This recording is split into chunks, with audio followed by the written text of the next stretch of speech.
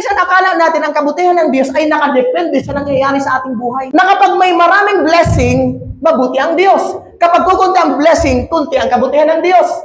Alam niyo po, ang kabutihan ng Diyos ay hindi po nagbabago. Hindi po yan nagpa-fluctuate.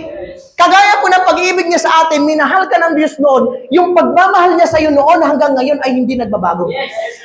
Pastor, kahit ako'y nagkamali, yes. Ang pagmamahal ng Diyos ay hindi po nagbabago sa iyo. Sapagkat ikaw ay minahal ng Diyos sa pamamagitan ni Kristo Jesus na iyong tinanggap bilang Panginoon at tagapagligtas. Hindi ba siya na nangyayari sa pisikal para sabihin mong mabuti o masama ang Diyos? Sapagkat ang katotohanan hindi nagbabago na mabuti ang Diyos dahil ang Diyos ay matapat noon, ngayon at magpakailanman.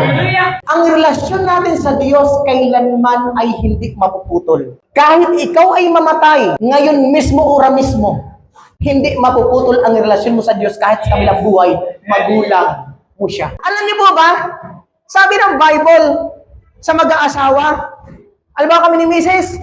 Sabi ng Bible, kapag kami ay namatay na hindi na kami mag-asawa, praise the name of Jesus. Parang ibang tayo, pinsan. Ang gusto ko po doon ipahayag, ang relasyon po natin sa mundo ay may katapusan. Ang pagiging mag-asawa ay may katapusan. Ang pagiging magkapatid sa laman ay may katapusan. Kami magpinsan, ikaw pinsan ko, ikaw tiyuhin ko. Pagdating sa langit, hindi na kita tiyuhin. Pagdating sa langit, pwede na kitang sapukin. Ay, joke lang. Pagdating sa langit, magkakapatid tayong lahat sa Panginoon. Amen po? Wala na doon tiyuhin. Wala na doon tiya. Wala na doon pinsan. Wala na doon nanay. Wala na doon tatay.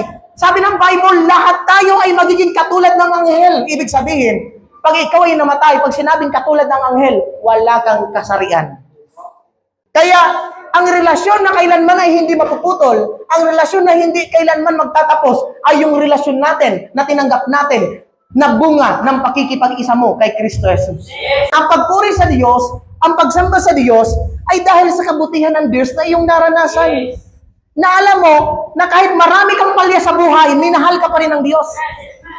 Na kahit marami kang maling decision sa buhay, mahal ka pa rin ng Diyos.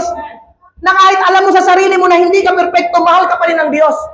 Kaya nga ang pagsamba sa Diyos ay hindi nakapatungkol sa perfecto mo, kundi ang pagsamba mo sa Diyos ay nakadepende sa perfection ng ating Diyos. Never na magkaroon ng totoong pagsamba ang taong walang totoong relasyon sa Diyos. Paano tayo magkaroon ng relasyon sa Diyos? 5 letters lamang po. J. Amen? Hindi pwede magkaroon ng relasyon ang tao sa Diyos without Jesus. Hindi mo maibibigay ang